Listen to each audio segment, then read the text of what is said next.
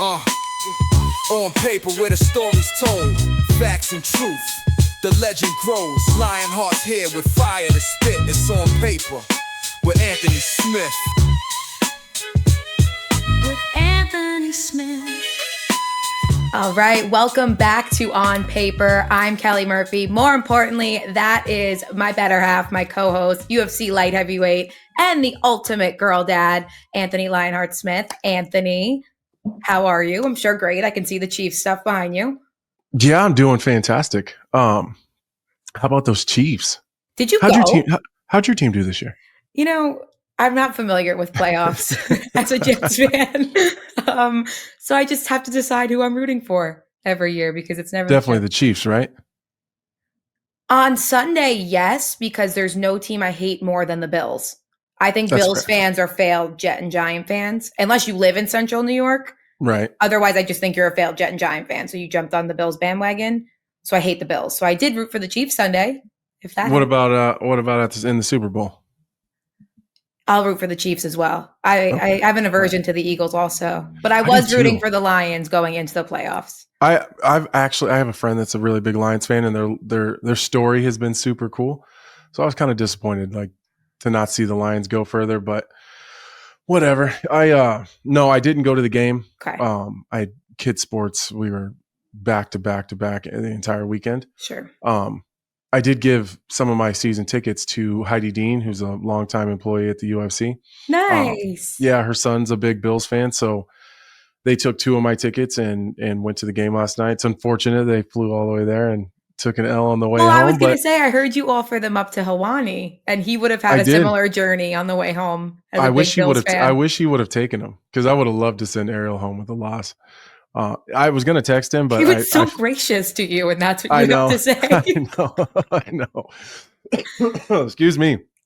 No, I was going to text him like some condolences, but I usually give Ariel a couple days after the Chiefs beat the Bills in the playoffs, which seems to be a pretty normal thing these days. So I'll give him a little bit of There's nothing worse than those kinds of fans too. Like when you're a huge fan of a sports team and somebody texts you like, sorry. It's like, you're sorry doesn't make it fucking better. Especially if your team beat me. Especially me. Yeah. Well, Ariel's actually a fun guy. I actually send him videos all the time of me cooking steak, because for those of you that don't know, Ariel refuses to eat a steak unless it's well done. Ew. Like, oh, yes, I'm saying. So every time I'm cooking a steak, I'll take a picture of it, like right after I pull it off medium rare, and I'll take a big pink chunk and like feed it to one of my kids, or like the 2-year-old, like she's 3 now, but when I started doing it, she was like 2, and she would just have this big bloody chunk of meat in her mouth, and Ariel will send back like him and his kids cooking their well done steak. It's funny. No, well done steak defeats the purpose. It's got to be medium rare, or I'm all set, I think. Yeah, I agree. But I did have an aversion. We talked about this like 2 years ago. I had an aversion to red meat. Yeah, it's because you're not American. Okay.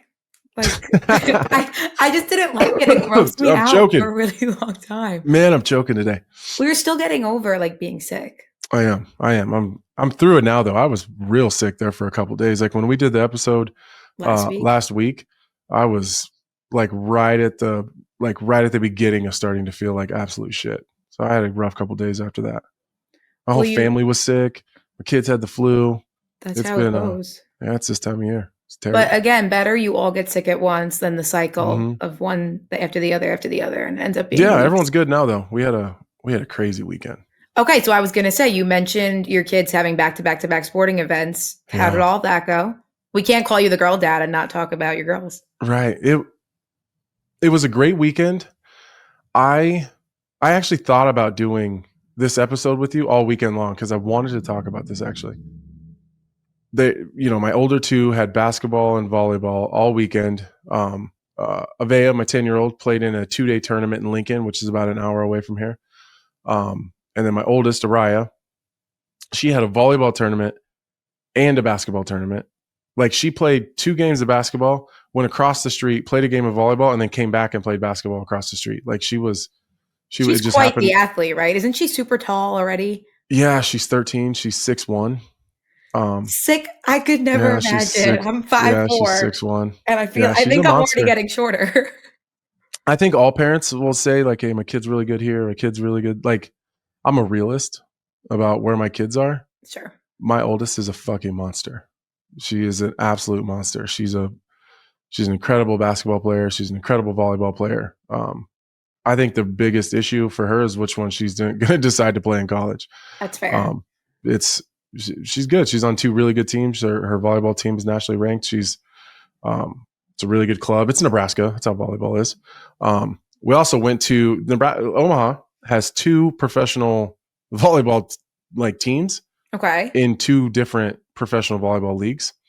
So we have season tickets to both of those. So we went to Love Volleyball Friday and Saturday. So they played like a doubleheader at home. So that was fun. But anyway, so I didn't realize, okay, I did, but it really hit me this weekend how awful some sports parents are. Yes. Awful. So yes.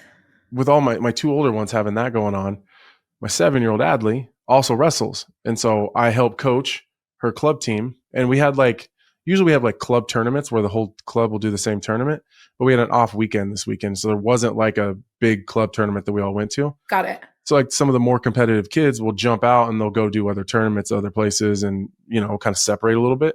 Right. So we kind of found out where the whole club was going, where the most of them were going to go. And then me and Adley decided to dip out and go do our own thing.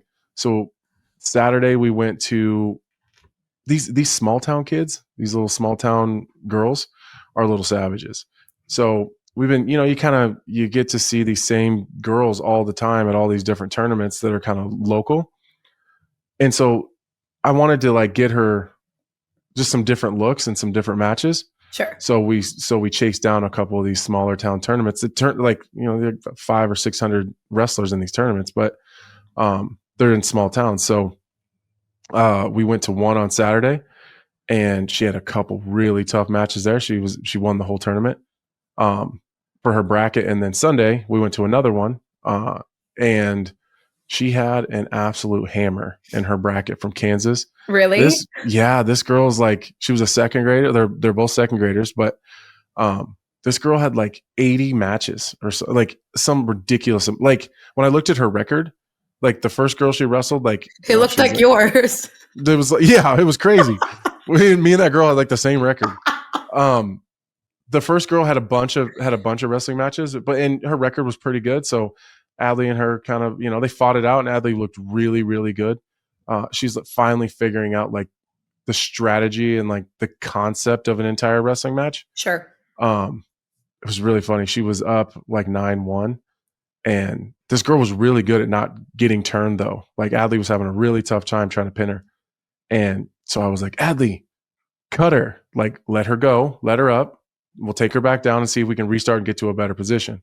And she looked over at me, and I said, cut her. And she went, she didn't want to. Oh. And I was like, hey, fool, let her go. And so she begrudgingly let her go, and ends up taking her down again, and they kind of got in a weird scramble, and Adley was able to turn her and pin her. But it was cool to see her kind of systematically wrestle a match through the entire match, instead of little kids are in that phase where they just want to get takedowns and pin, and it's this frantic thing. She's been able to slow it down and worried about the hand fight and attacking the head and really getting the them little to react things from start to finish. Yeah, and then she's reacting to whatever their reaction is. She's really working her setups. It was fun. She's really turning that corner. But she ran into that other girl that had as many wrestling matches as I have fights, and she got beat. But it was really, really competitive. It was tied going into the third period, and that little girl was really good at a couple things and kind of stuck on her back for a little bit. But that's not what I wanted to talk about. It was more the amount of dads that I seen screaming in their children's faces and making them cry was one of the saddest things that I've ever seen. I've always noticed that wrestling parents specifically are just awful. They're just terrible. But I don't know what it was. This weekend it was really bad. I was waiting for Adley to wrestle one time, and we're just kind of talking and going through what our game plan is. And this dad is kneeled down next to me. And so I start to listen to what he's saying. And at this tournament, if you got first or second, they gave out rings. So for first place, you got a gold ring. Second place, you got a silver ring. And they're like big, chunky rings. Super cool. And this girl, it had just worked out that every time Adley went up, like they were on the same mat. So every time they went up, I would go up to wait for Adley to wrestle. She'd be 3 or 4 away. And that girl would be wrestling. So she was always going just before Adley. Okay. Well, I'd watched her get dog walked like 3 times that day already. Sure. And he's kneeling down, screaming in her face, like, this is why you're not going to get a ring, because you gave up and you don't try. And this is a waste of time. Like, this is like a 7 or 8-year-old girl that he's just screaming at. Meanwhile, there's a mat next to us full of pre-K and kindergartners with parents losing their minds. Like, you gotta be kidding me. Calling their kids quitters. Like they're upset because they lose and they're crying and they're like calling them pussies. Like, I'm not joking. It was all weekend. I don't know what it was about this weekend, but like, wrestling's too fucking hard if you don't love it. Like, you gotta make sure that your kids are loving it or finding a way to find some fun in it. Well, how are they going to find a way to love it or have fun if they're getting screamed at like that? They're not. I could give a shit less if Adley wins or not. It doesn't matter to me. But I'm also not living vicariously through my kids' athletic careers, which I think is a lot of it. But I don't know when, because I was kind of brought up in wrestling kind of like that, like being drug outside by the back of my neck and screamed at, and told that I was being a pussy and you suck and what the hell are you doing? Like, so I just never wanted to be like that. So right. I just build them up. Like, I preach attitude and effort. And that's kind of how I've approached my entire MMA career. But I just tell her all the time, like, I don't really care if you win or you lose. Like, I didn't come here to get a win with you. I came here for us to work through the things we've been practicing. I want you to try all the new techniques and skills that we've been working, and don't give up. And then have a good attitude and a good head on your shoulders when you're done. If you win graciously. If you lose, take it on the chin and we forget about it. So even that match that she lost in the finals, like, she came over, asked what she did wrong.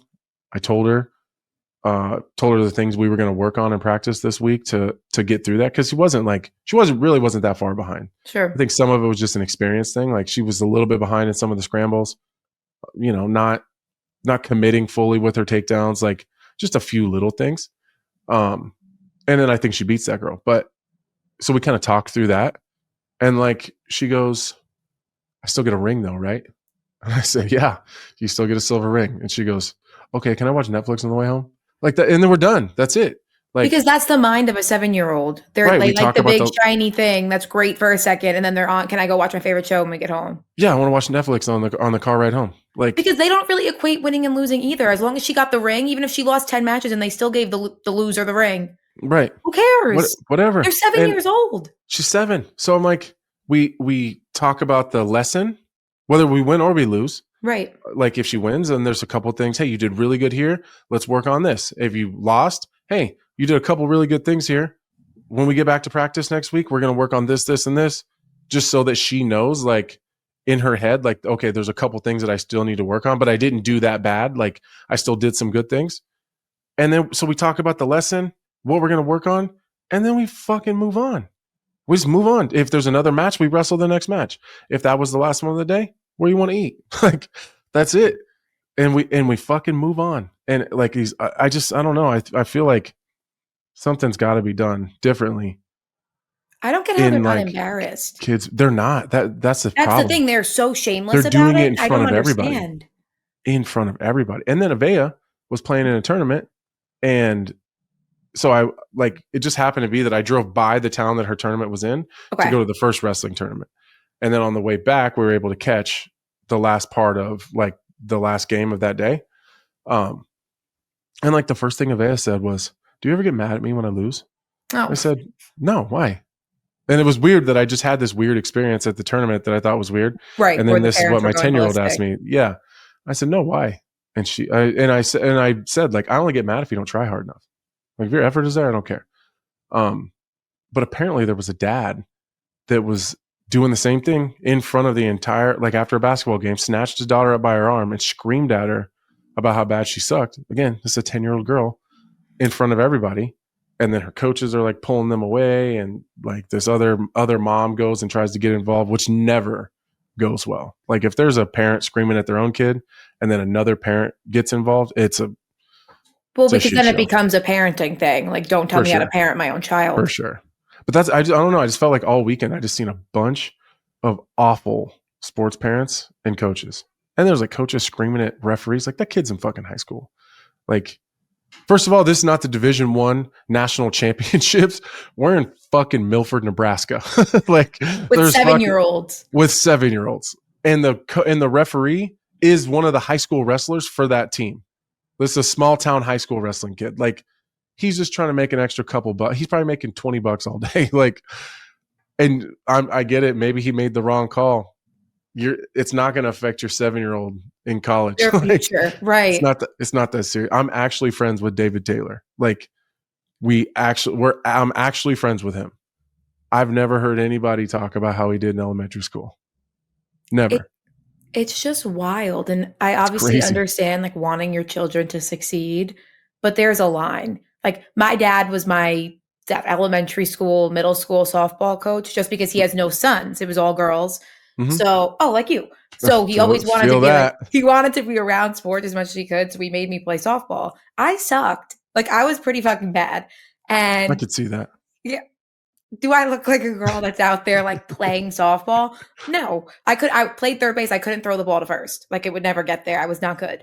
I didn't run fast. It was just not a good situation. There would be times like I could tell by the look on his face. I was like, wow, he really thinks I stink. But like, when the game was over, we'd laugh about it. I'd be like, how'd I do? And he'd be like, amazing. Because he knew it wasn't something I wanted to do long term. Like, I was just having fun. Right. And he's like, did you have fun out there? Great. Even though I knew deep down, I was like, wow, he thinks I suck. Yeah. He thinks I'm not very good.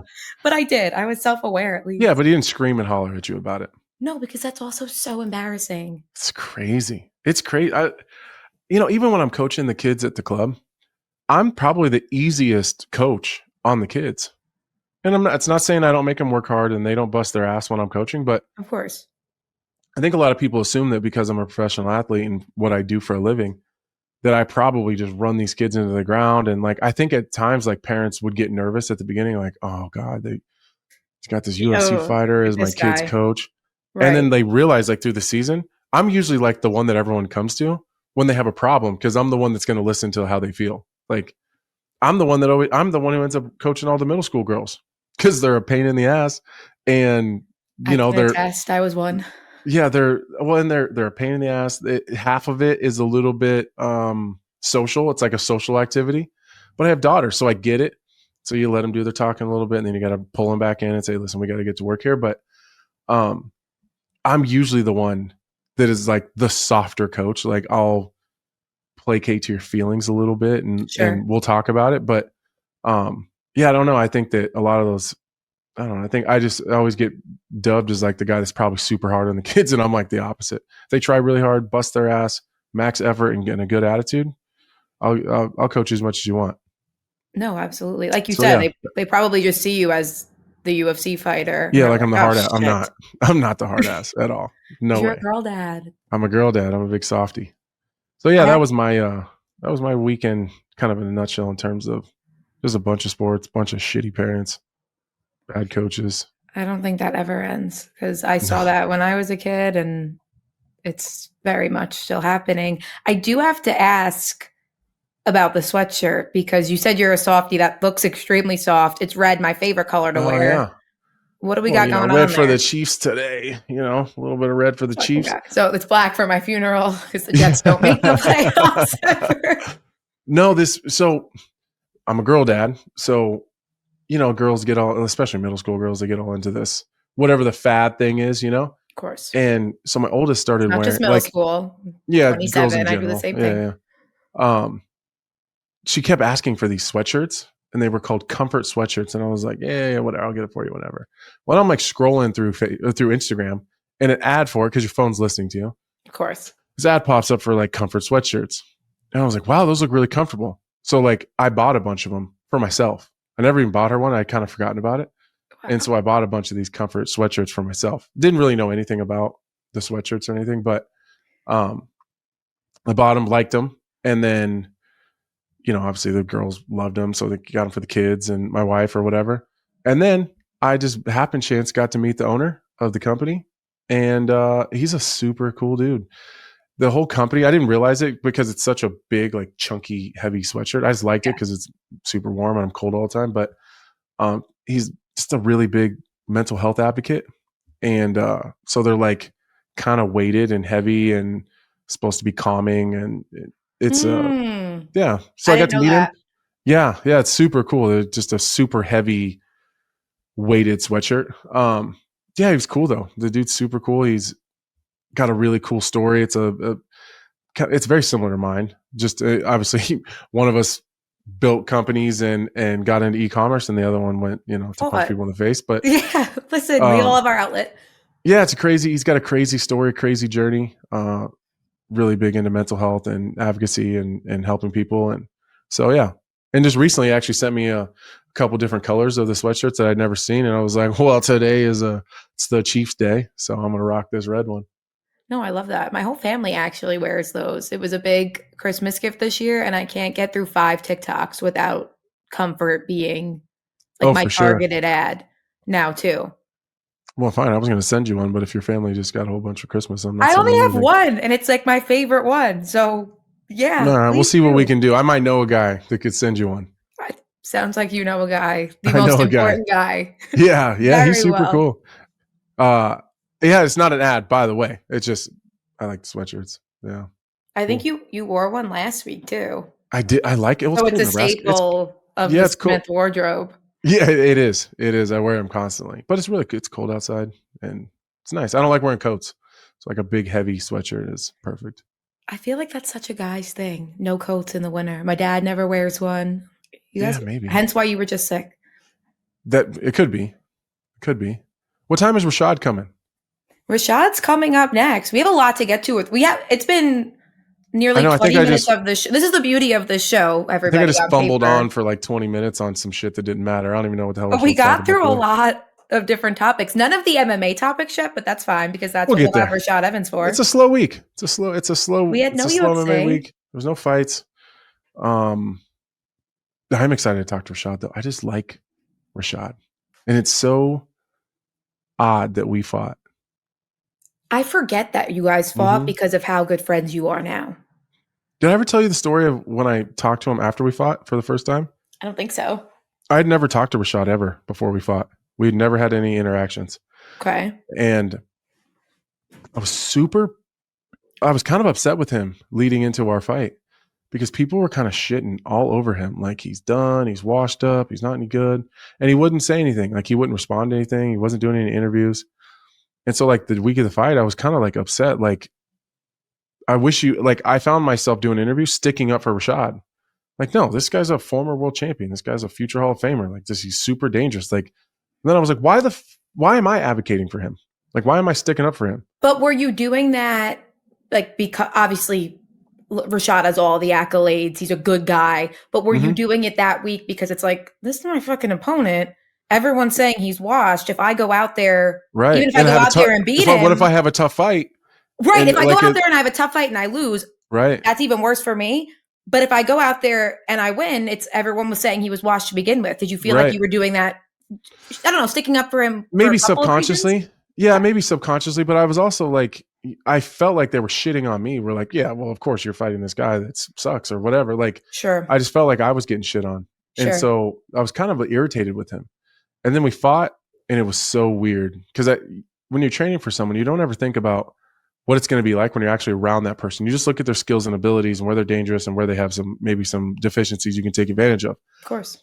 Then I was kind of uncomfortable around him all week because he has this presence, like it's goddamn Rashad Evans. Like, yeah, he's a really cool dude. He's like in my head, he's this orthodox, mostly kind of switch stance fighter that's got an incredible wrestling game, that's tough on top. He's got good jiu-jitsu, crazy power in his hands.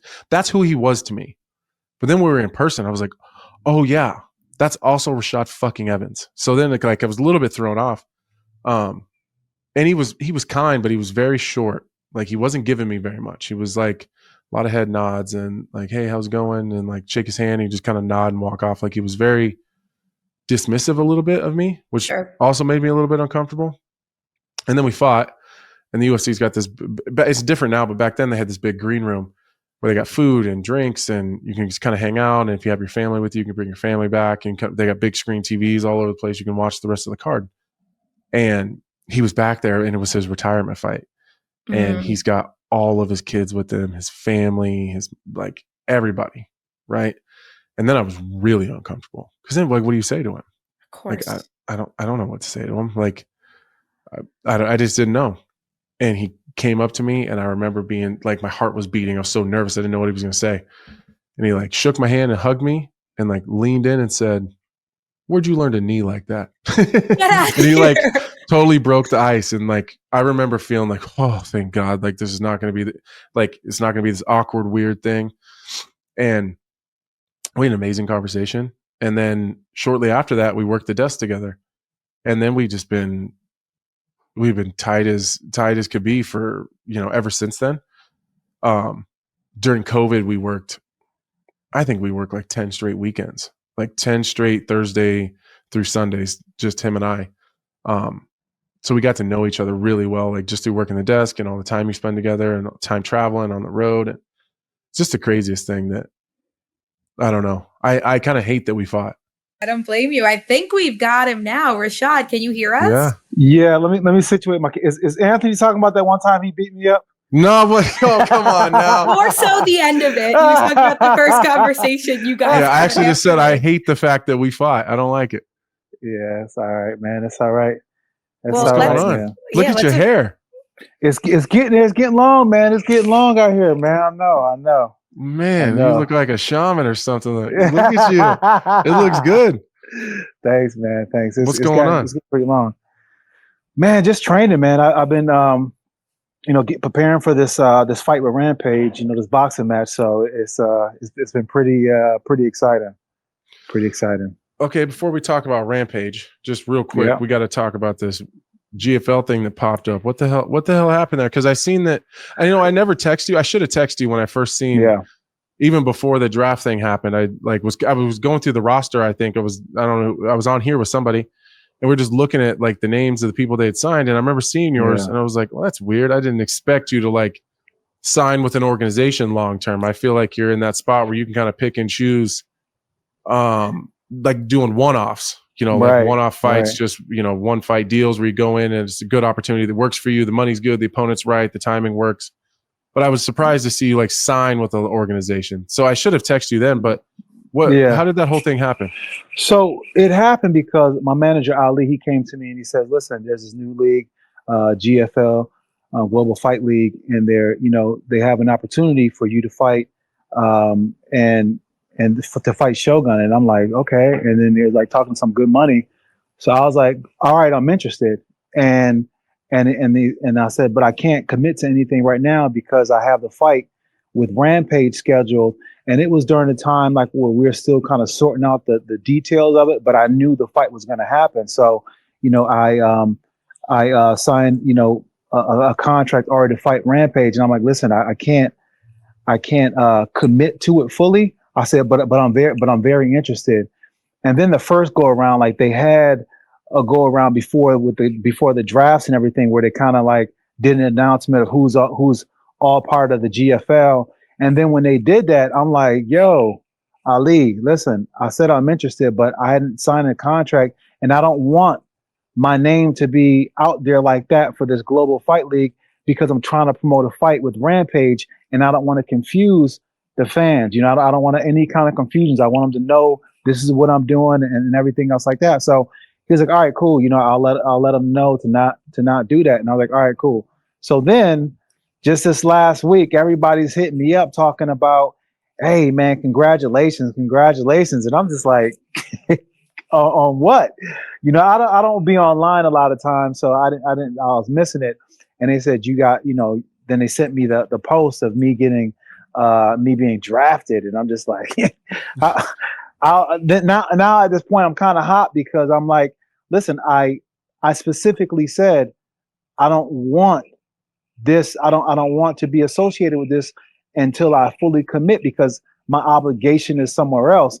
And plus, I'm on the contract somewhere else. I'm like, I don't want to any kind of confusion at all. So I told him, I hit the guy up at GFL. I'm like, listen, I told Ali that I had a fight coming up, and then he was like, well, yeah, but we thought that was going to be sometime in February. And I said, well, no matter when it is, I said, I haven't fully committed yet. I said, so if you please could just take me down, man. I don't want to be in there right now. So, he said that he'll take it off. Nice guy, and I don't want to come across like I'm bashing GFL, because I don't really know all, the whole story behind it, Right. where their whole story is. I don't even know who's even behind it, but I just thought it was in very poor taste that they put me on there without me committing to it contractually wise, Well, I think having the name Rashad Evans attached to your business is beneficial. If you're Right. if you're a fight organization, and it's not fair if you're not being compensated for that either way. And that's what I'm saying. Like, if you're gonna do that, then pay me, right? Then pay Right. me for it, because at the end of the day, I know the game enough, and I know that what they do is they build this big roster up, but the roster is really for the stakeholders or the future investors that they want, because then they say, Right. look at all the people that we have, but I'm not trying to be locked into anybody's stable for the free, bro. You know what I'm saying? For the free. yeah, for a hope and a dream. Nah, bro. I'm sorry. Right. At this stage in my life, it's like, it's about the money. So if you're not gonna pay for that, then no, no, thank you. What did you think about some of the people that did end up signing and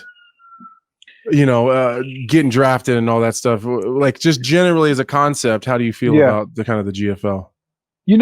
I feel like it's a concept that can work, but I still need to see a little bit more under the hood. And just by seeing what they've done thus far, I feel like they're not all the way too buttoned up. You know what I'm saying? Like, this is a mistake that should never happen, because not Right. only did it happen with me, it happened with other fighters as well. So it's like, if you're going to be doing something like this, you got to make sure that it's coming across the right way, because you only get one chance for a first impression. That first impression, if you don't knock it out the park, then it kind of messes up everything else. You know what I'm saying? So Yeah. I feel like they kind of jumped the gun a little bit, and they were kind of half cocked.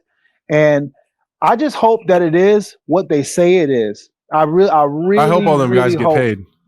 I do too. I really do too, because there's a lot of athletes, who jump ship from other, organizations that they were making money in to be a part of that. And I'm sorry, my rooster's so disrespectful. It's fine. Of course you have a rooster outside. That was perfect. What date is your fight with Rampage? What's that date? It's in April. It's sometime mid-April. We're looking at April 12th or so, but it's not. The date is not too set in stone right now. So, but it's sometime mid-April.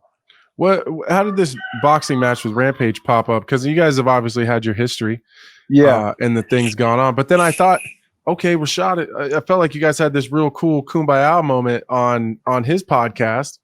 I was like, damn, I'd rather see you guys hang out, because I had a lot of fun just seeing you guys kind of chop it up. And all of a sudden, a fight popped up. Like, how did we go from big beef to friends to now we're fighting again?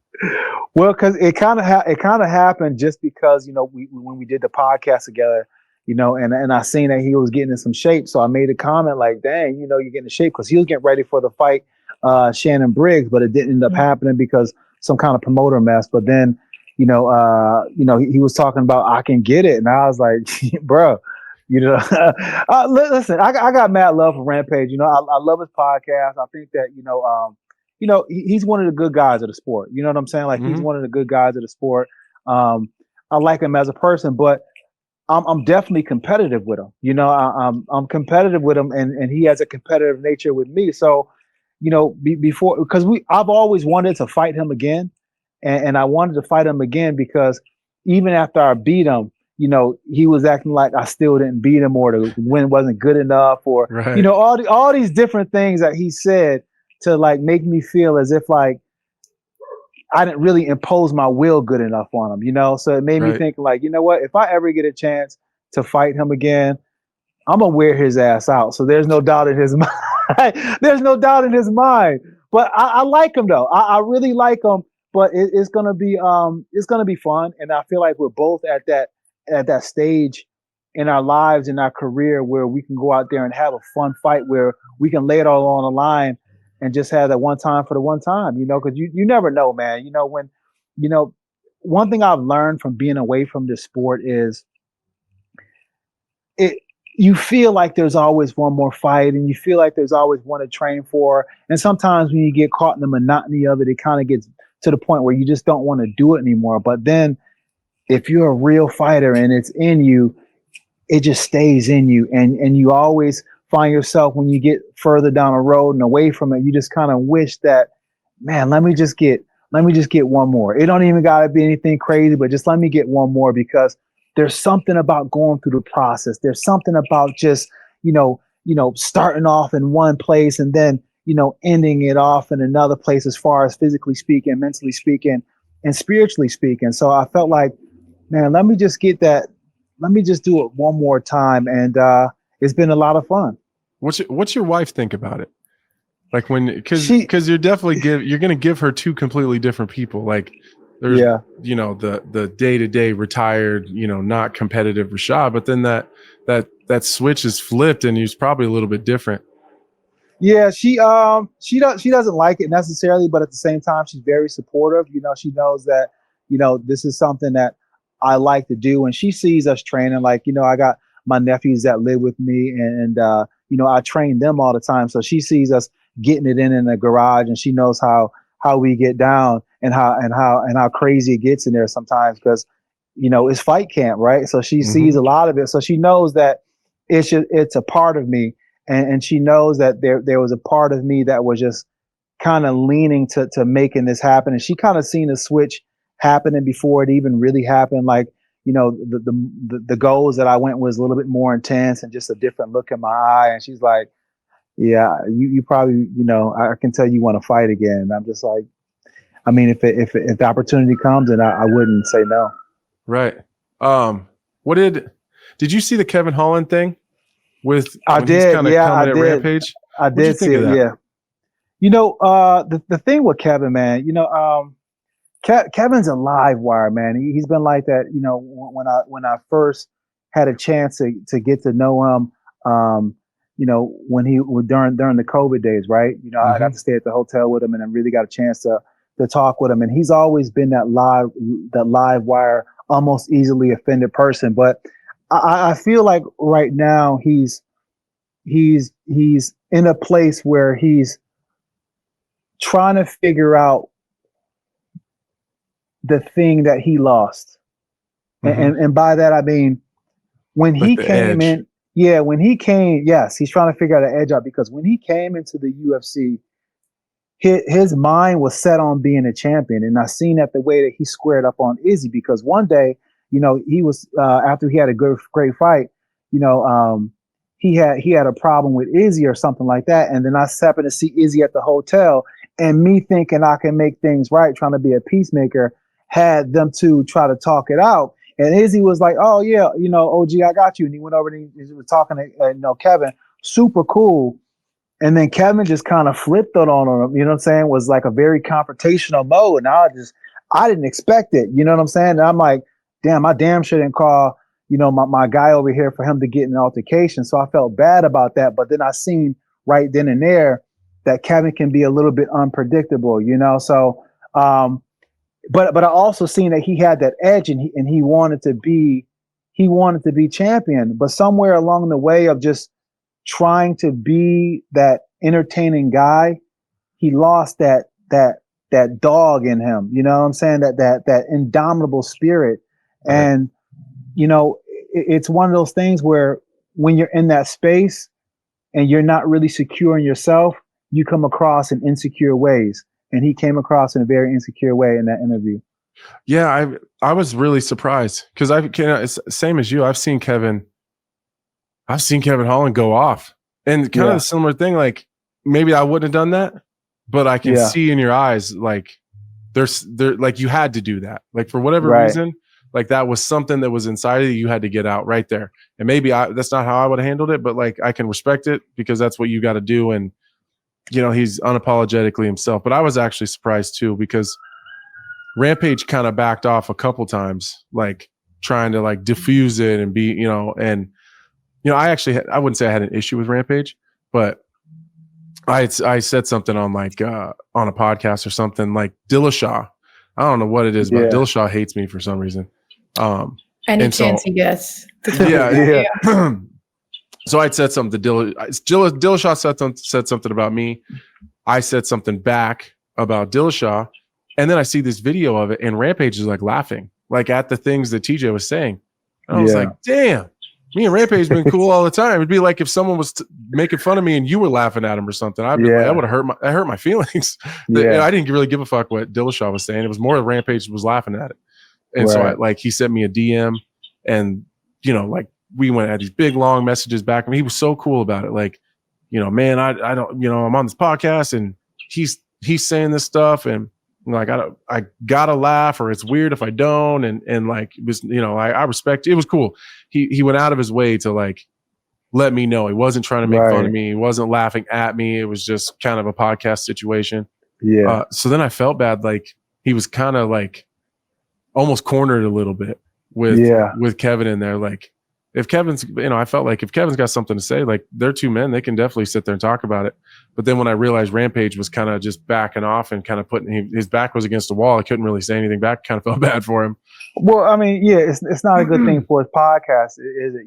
If he does, battle the ego with ego, because right now, he's got to come in an interview sense, and somebody who's having guests on, he's got to relent to the guest, because it's not about him. It's about the guests and about them telling their story. So, he can't, he can't bolster his chest out too much. So I thought he handled it really well. It was just, it was unfortunate because I like both those guys. Yeah, it was just tough to see. And the thing about it is also, in Kevin's defense, you're a week out from the fight. You know what I'm saying? You're a week out from the fight. Like when I'm getting ready to fight, I get a little crazy too, So sometimes getting ready for a fight and being that close to go mode, you just ready to fight anybody. And I think that was part of it as well too. But also like, I feel like this younger generation just like don't understand. Like there's like, for me, I grew up in an era where like if my older brother will always be my older brother. Like I'm never going to try to like raise my leg on him. You know what I'm saying? Like I'm never going to try to do that just because it's out of respect. And it's the same thing with somebody that's older than me. You know what I'm saying? Like I'm always going to like give somebody who's older. I'm always going to give the benefit to be like, all right, I'm a relax a little bit. You know what I'm saying? Because just out of respect. But the younger generation, they don't have that. You know what I'm saying? They don't have that, and they don't care. So it's a different kind of era and different kind of mindset. It is. It's a lot different. Like the younger up and comers, even at the gym, like anytime I see someone that I used to train with that was like, that helped me when I was young and they were older and better at the time, whether I ended up being better and more successful or not, you always treat them as if they were more successful than you. Like that they got that respect. Even, I don't even know, even like you and Shogun, like two guys that I grew up watching that I just respect more than anything in the world. What doesn't happen, what happened, like the result of whatever happened with us never mattered with where I held you guys in terms of respect, and like I'll hold the door and you guys go into the restaurant first, or like I don't know. It's just you guys. You were always like that. That's how I knew you're old school. You know what I'm saying? Because you're always respectful. You know what I'm saying? But that's how I grew up. So for me, like I know that's the way to be. But a lot of these young cats, they can care less, man. They're ready. They just. That's our fault too, I think. It is because, we got to hold their feet to the fire. You know what I'm saying? Like sometimes, back in the day, there was a reason why we had that respect. And the reason why is because, them older cats used to fuck us up. You know what I'm saying? Like growing up, they used to whoop our asses. Like, growing up when I was on a wrestling team and stuff like that, we used to get hazed. We used to get the shit beat out of us. And even in a fight game, some of the older guys, they would beat the hell out of us. And it was just the way that it is. When I went to Pat Militich's gym back in the day, you know what I'm saying? Like, they beat the shit out of me. And I didn't, and it was just the way it was. Yeah. And it was, it was years before I won a round in the gym. Yeah, years. man. I probably won 7 or 8 actual MMA fights before I started winning rounds in the gym. They're beating the fuck out of me. That's how it is, time. man. But it's just a different generation, man. You got any desk gigs coming up? I'm supposed to do something in March, but I really wanted to just focus on just training and really getting back into it, because being out of the sport for so long, being out of training for so long, and in a capacity where it's just about me focusing on what I need to do. I haven't done that in so long. So I really needed to just sit down somewhere, because I travel so much doing this and doing that. And I'm doing little gigs here, doing little gigs there. And before you know it, the month goes by so fast and I barely had any time for myself. So I really wanted to make sure that I just sat down and really committed myself to everything that I needed to do in order to be what I want to be. Because here's what I'm not going to do. I'm not going to go out there and embarrass myself. Like, I'd rather not fight at all than go out there and look like shit. Like, that's what I'm not going to do. So I want to go out there and I want to give the respect to the organization, Signature Punch, and I want to give the respect to Rampage and go out there and put on and the fans. You know what I'm saying? Rampage is taking it serious too, because he's really leaned out. He looks like he's getting in shape.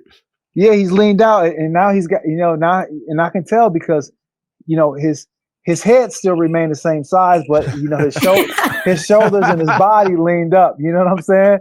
He's kind of got that Oprah Winfrey head when she lost all that weight. You know what I'm saying? Like the skinny Luther. Yeah, you can he's the only person you can tell like, damn, Rampage is putting on a little bit of weight from here up. It's the weirdest thing. Well, I'm excited for that. Yeah, man, it's gonna be fun, man. It's gonna be one for the books, man. It's gonna be one for me to just go out there and have a good time and test myself, because there's something about testing yourself like that nothing else brings you in life. Like, I learned so much about life just through putting myself through those situations where I'm on the line and I gotta go out there and I gotta back up. What I said, I got to back up, what I'm doing. So that to me is truly what it means to be alive, in a sense, to have that feeling of just like the fear aspect, and going past it and just enjoying it. Well, why don't you throw your analyst hat on for me for a second? Okay. What do you think of this Alex Pereira Ankalaev matchup? Like, just broadly when you see it. Yeah. Well, broadly when I see it, I'm like, on a stylistically, basis, Ankalaev definitely has the grappling aspect. He can take down Pereira and he can drown him pretty much if he decided that that's the route that he's going to take. But the problem with Ankalaev, and the reason why he's not champion now, and he didn't seize that the times in that gap where he could have been champion before Pereira got there, is because no matter how talented and how good he is, he's just not the smartest fighter. And I say that in all due respects, because he's got good stand up, but he doesn't mix in enough of the ground. He doesn't do it enough. And I feel like he doesn't understand the process of what he needs to do. And by that, I mean this. If you have that ability to dominate in one area, you dominate in that one area, and then you accentuate your dominance in that one area with other things like your stand-up, right? He's got pretty decent stand-up, but the ground is where he goes. So why don't you just grind him out with the wrestling, grind him out, make him get tired, and then you can show off the stand-up and get the knockouts and get the finish that you want. But he goes about it ass backwards. And because he goes about it ass backward, Yep. I think that's the exact reason why Alex Pereira is going to knock him out. And he says he's not going to shoot a takedown. He said he's gonna knock out Alex Pereira. And everyone's like, nah, he's just saying that because he's gonna go in there and shoot. I'm like, I don't think so. I think he's telling the truth. Yeah, he's telling the truth. That's exactly what he plans on doing.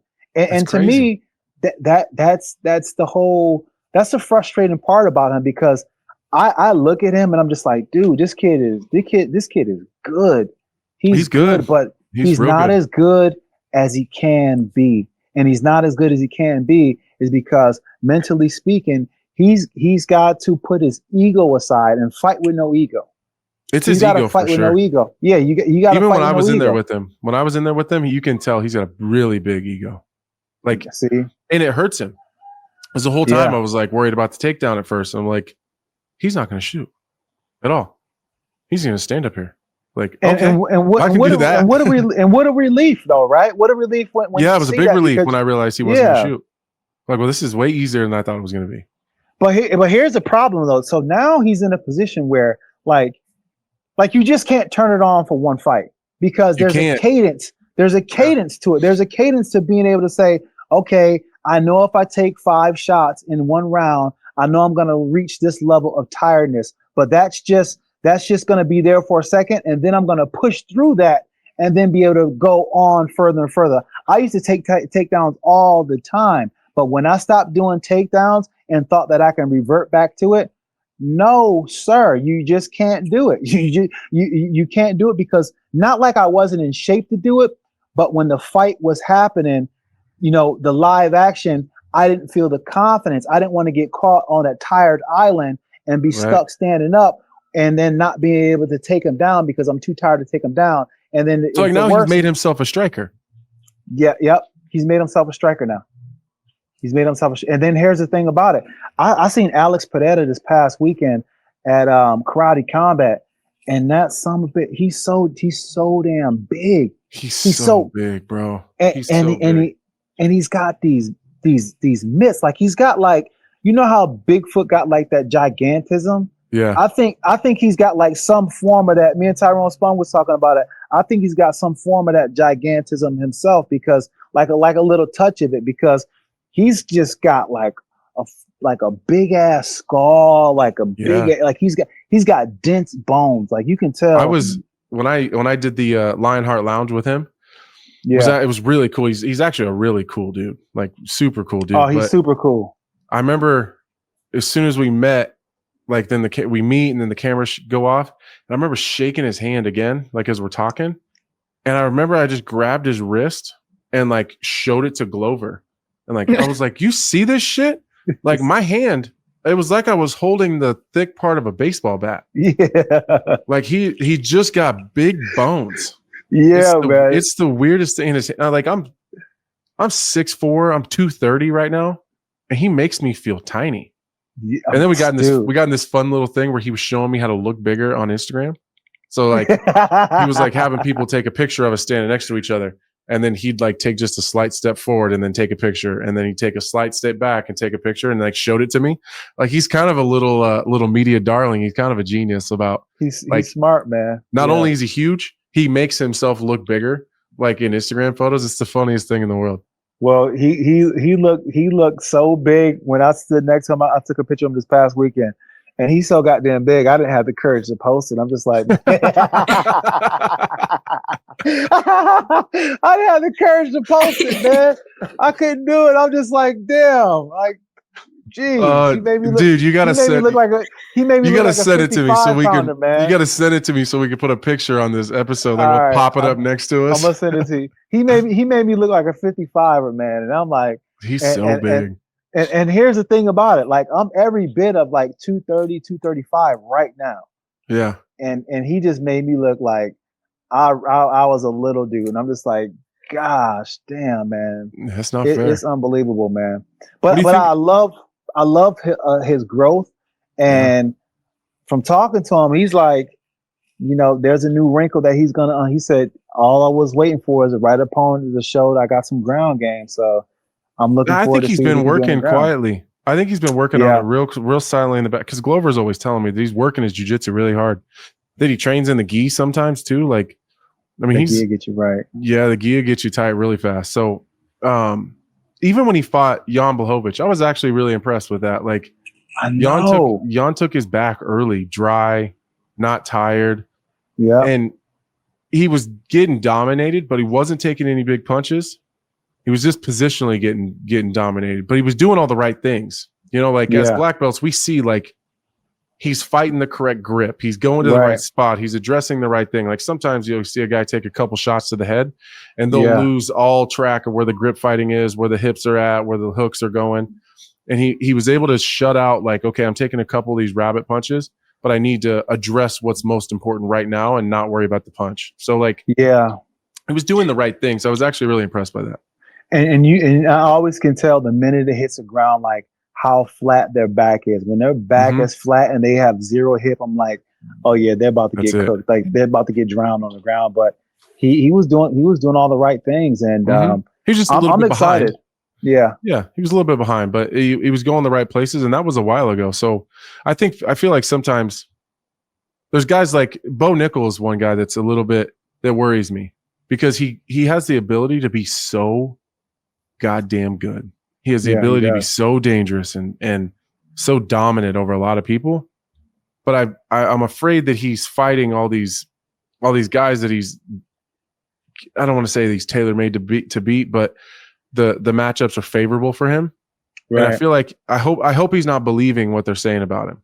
Because like Pereira was getting favorable matchups, but also behind the scenes when no one's looking, he's still working on his grappling. He's still working his jiu-jitsu. He's working his takedown defense. And then able to just win the fights at what he's already good at and not have to use any of those tools. Like I don't know that Bo Nickel or someone like that is doing the same things where he's using what he's really good at to win fights, but also secretly behind the scenes working on his striking and his footwork. Because then we see him fight, Paul Craig, and just didn't look great at all there. But I know, and that's the thing. Like, sometimes having the matchups that are too favorable for you, it gets you grown in a direction that's not realistic to the landscape of the competition, right?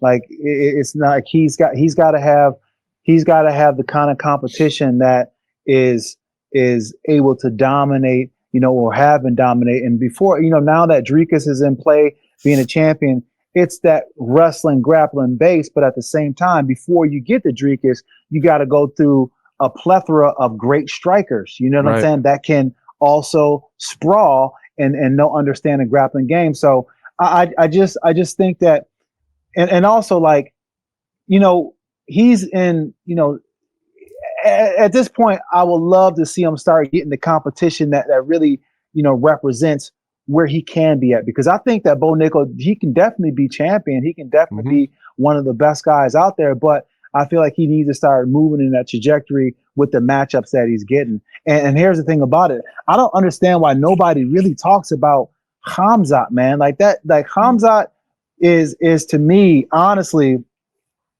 he's probably the best fighter at 185, hands down, in my opinion. And I even think at 205, if he went up there, he can make some noise. He's gonna be a problem. Yeah, and if he's at 205, bro, like that.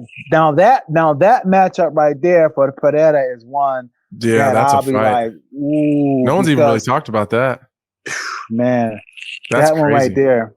All right, Khamzat versus Pereira, man, that'd be crazy. Okay, well, 185. Since we're there, real quick before we get you out of here. Yeah. What do you think of that? The Izzy Nasruddin Imavov fight. So I feel like Izzy's in a really weird position right now. This is his first non-title fight since like 2018 or 2019. Yeah. I like what Izzy's saying, like as far as like watching him in social media, and I like where his mind seems to be at. But I would love to see if he still has that doggish edge that we seen in the Kelvin Gastelum fight. You know what I'm saying? Hold on, before I cut you off. Yeah. You've been there exactly in the position or close to that Izzy's in right now, where you grind, it's really ugly and nasty, and you're just chasing this dream, and then you get it, and then you guys get rich, and then you're comfortable, and like you don't sit at home thinking, man, I need to win a couple more fights. I want to buy this nice house. I want this nice, like you already have it. Like you're in that position.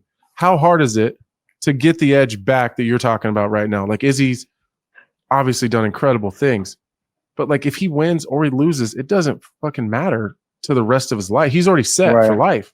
Like how do you guys do that if you're not already, how do you create an edge that you don't need? Well, you got to recreate the game in your mind. You know, in order to get to that point where you are a champion, you had to tell yourself things in order to be like, I'm motivated, I'm hungry, nobody's going to outwork me. And not having and wanting to be something and a desire to be and desire to arrive the way you feel you can, that's your drive, that's your impetus. But when you already get it and when you already satiated that hunger, now you have to recreate the game in your mind. You have to tell yourself things that the other version of you, you know, wouldn't motivate. So it's a lot of soul searching, and it's a lot of, you know, finding out, why am I still doing this? What still excites me about this? Am I able to train the way I used to? Because it's all about the training. It's all about what you do to yourself physically speaking, but what you do to yourself physically speaking, it translates to what happens mentally. And if you're not, like for me, I'll be like this, okay, in order for me to win this fight, I got to be able to run up this hill for about 45 minutes straight. And I would just tell myself these kind of things, and and no matter what it would be, I will make up something. I will make up something in my mind. So then that way, that's where my focus was at. But when I got successful, then I started to fight against my past success versus what I foresee my future to be. And I lost that dog in me because I wasn't competing against my opponents. I was competing against myself in a way that I was trying to be what I once was. And here's the thing about it. Don't try to be what you once were. Be better than what you were. But in order to do that, you have to be able to strip yourself down and see what it is that you're dealing with. And you got to be really honest with yourself. You got to be really honest with yourself. And you got to put yourself in positions that are uncomfortable to get hungry again. So it's less about Imavov probably, and more about letting go of former champion Israel Adesanya and just be something new. That's exactly it. He's got to let go. He's got to let go of that. And how hard is that to do? How many people actually accomplish that? It's hard.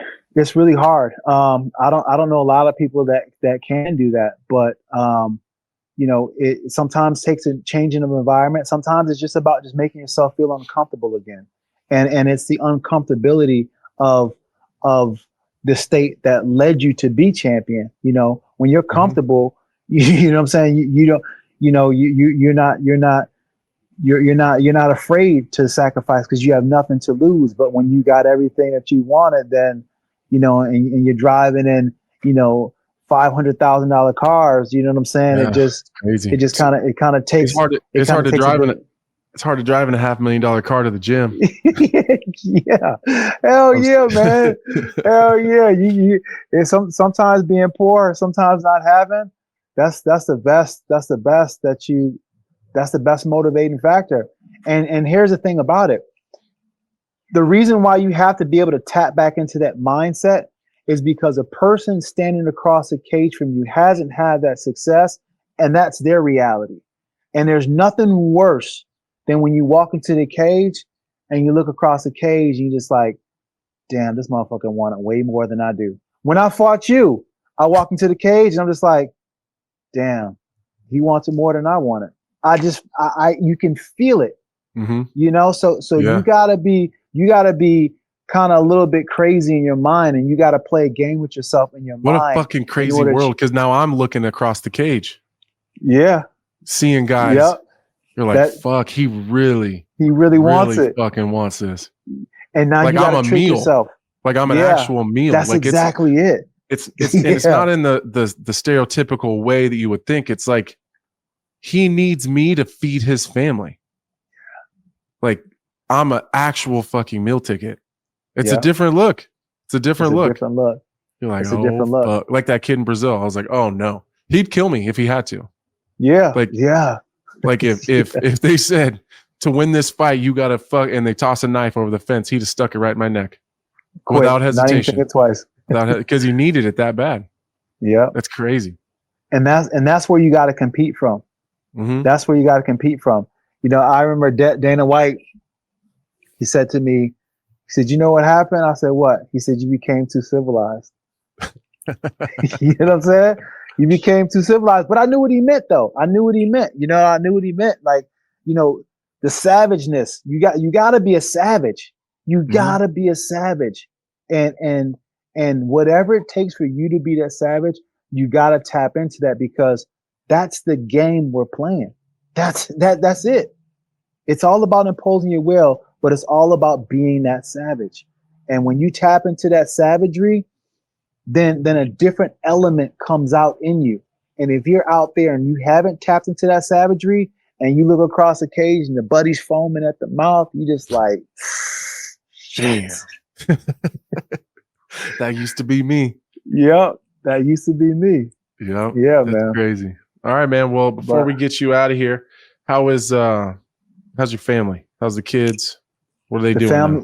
The family's doing great, man. The kids are doing great. You know, my son, he wrestled this year. He did pretty good. You know, getting big. This is his senior year in high school, so he's going to college next year. And my daughter, she's, you know, doing her thing in sports, track and field, and you know, they're just growing so fast, man. Like I don't feel that old, you know, apart from the times where I got to wake up in pieces because I'm so sore. But I see my age through them, and I'm just like, damn, you know what I'm saying? Like they're catching up, Yeah. but they're not really. You know? They're catching up to my age in my mind, but right. I'm still going. Yeah, it's crazy. Well, good. I'm glad everything's going great. Man. Hopefully I get to see you soon, man. We'll do some training together soon. Hopefully we can run into each other. Yeah, absolutely, man. And best of luck on a new show, man. I love it, man. I love that you're doing your thing. I love your perspective. And you know, you have a beautiful, you know, sidekick with you. So that's always and she knows it, and she knows her stuff too. So she does. So that's good, man. But I wish you the best, and I'll see you soon. I appreciate you, dog. Take care, Rashad. Anthony, I could listen to you and Rashad talk for hours. I love talking to Rashad. That's the kind of conversations that him and I have every single time we work together or we're hanging out. I learn a lot from that guy. He has like a wealth of experience, and that's not just in the sport. It's just in life. Like he's been up and down and just any kind of thing you could ever need advice for. Rashad's got something that he can add to whatever problem or situation you're going through. After Scotty died, I found myself on the phone with Rashad for a really long time, just getting a different perspective of just how to approach moving forward. And, you know, he just has a really, really genuine grasp on life. Like he does a good job of just shutting out all the other bullshit and just kind of getting to what's important. So it's funny. Rashad owns a mushroom company, and yes, I've heard him talk about this. Yeah, he owns a mushroom company. So, and he's just really big into like microdosing for like, you know, brain health and a lot of it's just kind of just being a healthier person mentally. And so one time we were working in Vegas, and he has these teas, like these microdose mushroom teas.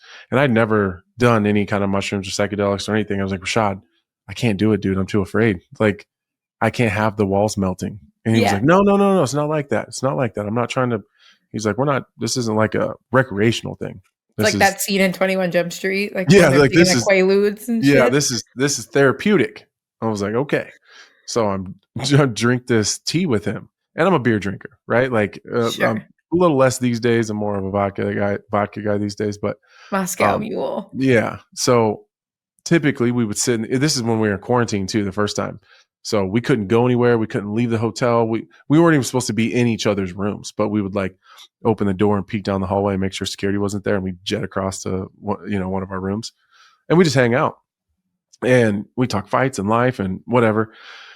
And so typically I'd have a couple beers, and he was like, no, don't drink the beers tonight. Have this tea. So he makes this water in the hot water in the coffee maker. And I drink this tea, and him and we could have solved the world's problems because it was like the most relaxing, like therapeutic, brain altering, not even altering, but like just relax. I feel like it has opened my mind up a lot.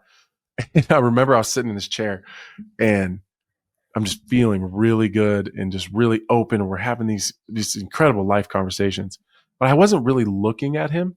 Sure. And I look over, and I was in a double bedroom, right? And so my bed was the one I was sleeping in, was on the left. And it was just, that's where I pile all my shit, is on the other one. Right. But Rashad was sitting there, so I'd taken all the stuff off of it. And I look over at Rashad. He is like, there's the head of the bed and the foot of the bed, right? His head is towards like where your feet would normally go. Yeah. But he's got his like butt against the wall, like where the head of the bed would be. And his feet are straight up towards the ceiling, and they're like spread wide. And he's got his hands like this, and his feet are just doing this, and he's just like in this like what? Crazy relaxed, like almost like a meditating position. And we're just talking about like the deepest life things. But it was like, that's just how Rashad is. Like, then like the next morning I like can't find him. Like we have to work the desk. Like our ride is there. I'm like, where the fuck is Rashad? I can't find him. Well, like your lasting memory is him doing that. Yeah. And he's like, just now like it's in like this the Hangover. Like, where is this? Yeah, he's like in this meditating, like just in this meditating position and mode. And while we're having this like life conversation, then I can't find him the next morning. Where the fuck is Rashad? And like I called him, he didn't answer. Knocked on his room, he didn't answer. And I go outside, and he's sitting in a suit, full suit, crisscross applesauce on a bench out by the parking lot, charging his like earth crystals, like in his hands in the sunlight. He found like where the sun was shining through the trees in a parking lot, and it just happened to be shining on the bench. And he was sitting there, like this dude is grounded. Like he is so in touch with like life, essentially. Like he's so connected. He was like charging his earth crystals, and I was like, he's got these headphones in, and I don't know what he's listening to. I'm assuming it's like, I don't know if it's like a meditation thing or whatever. I'm like, Rashad, and like I'm like trying to get his attention, and I finally get his attention. And he goes, oh, what's up? I'm like, dude, we gotta go. He's like, okay. We put crystals in his pocket and we dip out.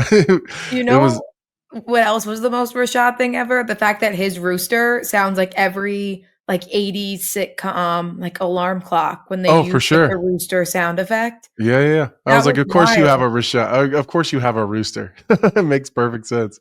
I fucking love that guy. I just really, really enjoy Rashad. And I love how he jumped in and he's like, are y'all talking about when Anthony beat me up? No, I know. I hate it. I wish you wouldn't have heard that. I hate even talking about it. But I mean, that's exactly what you were saying. We were talking about it, but more so the fact that at this point, you wish it didn't happen because you guys are so cool. Yeah. I wish it never happened. All right. One more thing I want to get to with you before we wrap up. We've already done well over an hour here. I don't know where the time goes. We didn't have UFC this weekend, but we did have BKFC. Jeremy Stephens took on Eddie Alvarez, two of my favorites. And Jeremy Stephens stopped Eddie Alvarez. He came back from behind, dropped him twice. Eddie's corner decided to not let him go back out. What'd you make of the fight? Did you get to see it? I'm assuming you saw it. Okay. Yeah. I love me some bare knuckle. I do. You do. I do too. I love watching bare knuckle. I was sad for Eddie. Just because I'm a big Eddie Alvarez fan. I thought it was a great stoppage. Sounds like he's got some pretty significant injuries, which kind of sucks. I don't ever want to see anybody get injured like that. But of course, there's a large part of me that's really happy for the success that Jeremy Stephens is having. He was always crazy popular, crazy exciting, pretty successful in the UFC. Yeah, but just never had the opportunity to be like the guy. He just couldn't. And at the time, there's Connor and there was Aldo and Max Holloway and like there's so many superstars that were around at the same time as him in the UFC. It was hard for him to get that push. You know what I mean? And it's cool to see him, finally get an opportunity to be the guy. Like he's the guy in bare knuckle right now. So, I mean, selfishly, he's a Midwest guy. He grew up, 2 hours from where I am right now. And I remember watching Jeremy Stephens fight in Des Moines when early, I was an amateur still. So like maybe 07.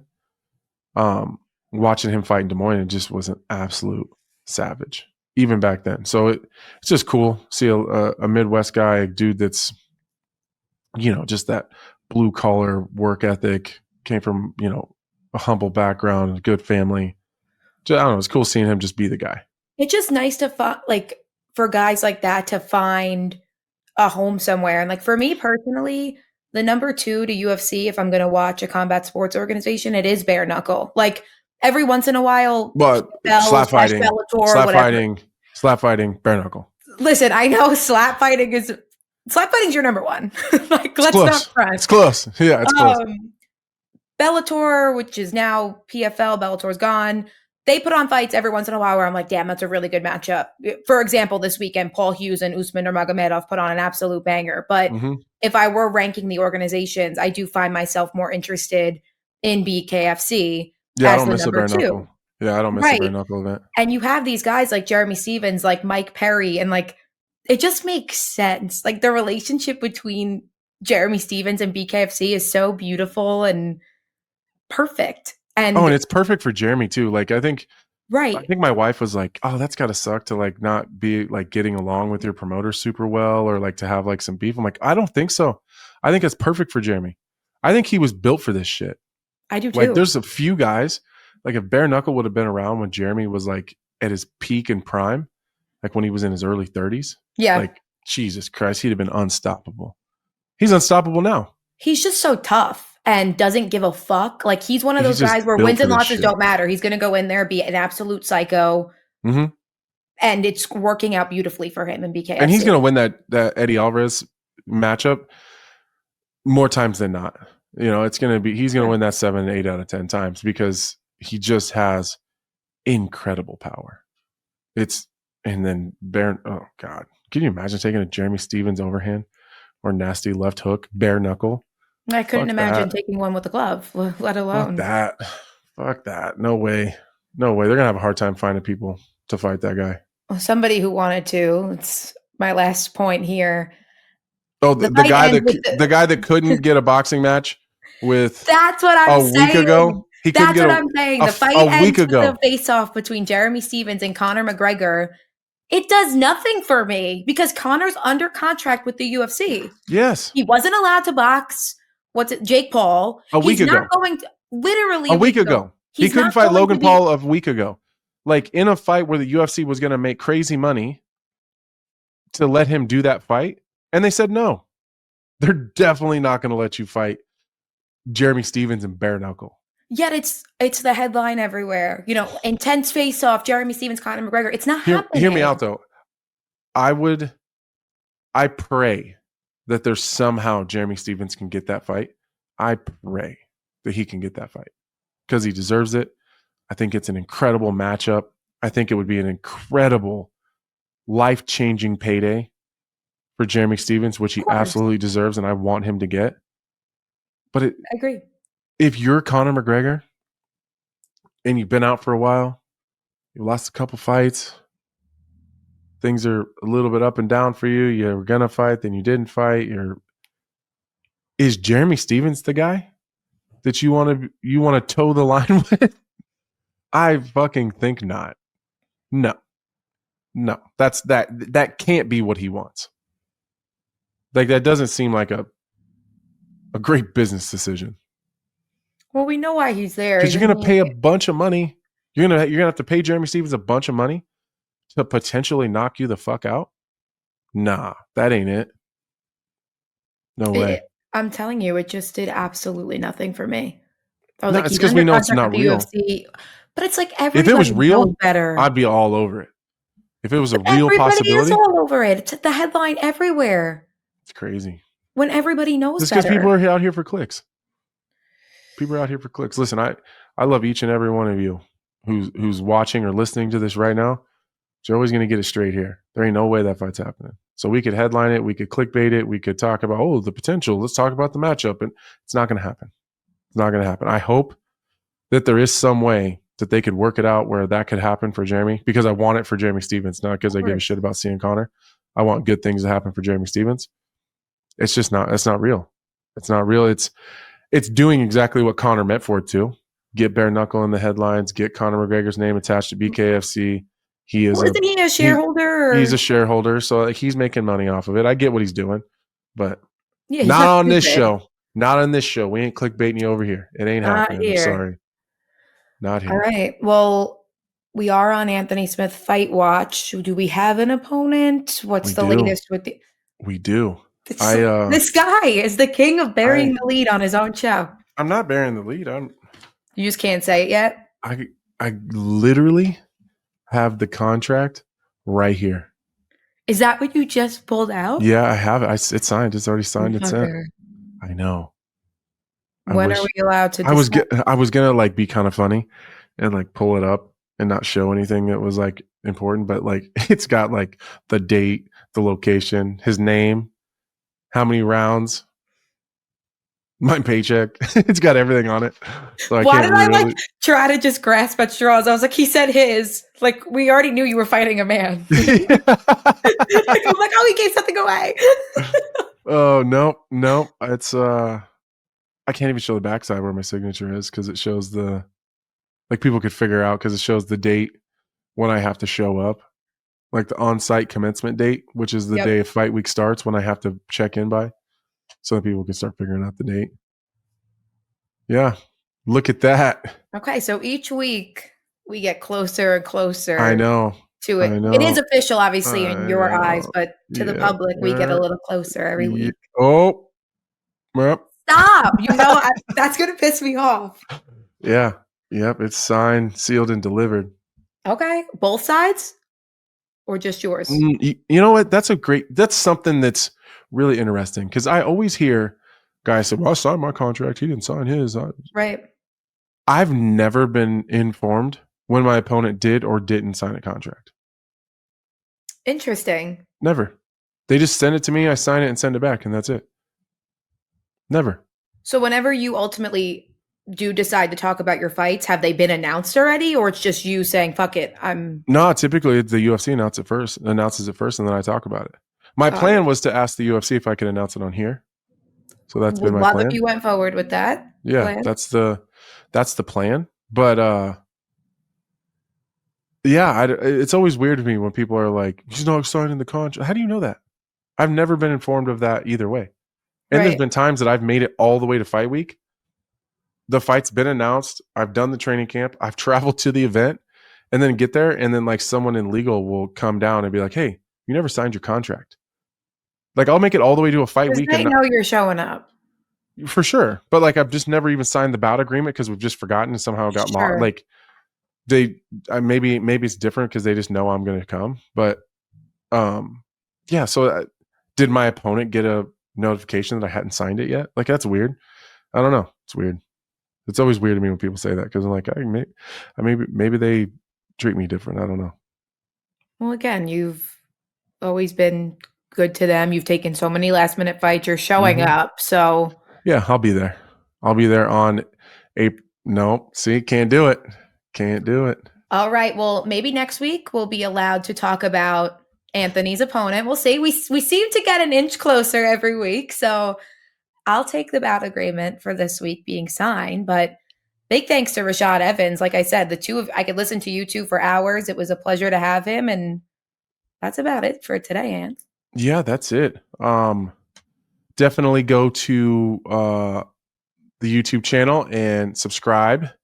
Look out for this episode coming up pretty soon. I guess if you're already listening to this, you already found it. Listen, wait for the next one because that means you found this one. I believe that by now Kelly has posted a a Instagram story on the On Paper Pod Instagram page. So you guys will have an opportunity to jump on there on the story and ask a question. And then we're going to try to get to as many of them as we can for next week's episode. So is there anything you want to know? You need some advice? You have something funny you want to tell us? Yeah, make it funny. Yeah, make it fun. Make it fun. Doesn't even have to be MMA related, just anything. Let's have some fun and a little bit of interactions. Can't talk. Words are hard. Words are hard. After an hour and a half, words are hard. It is. But as always, I appreciate you guys. I have a lot of fun doing this, and I appreciate the support. All right, and we'll see you next week. We partner with HomoFight Picks to get you the most accurate and well-researched fight predictions. They do all the legwork so you can focus on winning. Picks will be sent directly to your phone via text or email. It's totally up to you. The second we upload them. Use code Lionheart to get 7 free days at winnable.com/HOF picks. That's WINIBLE.com/HOF picks. With Anthony Smith.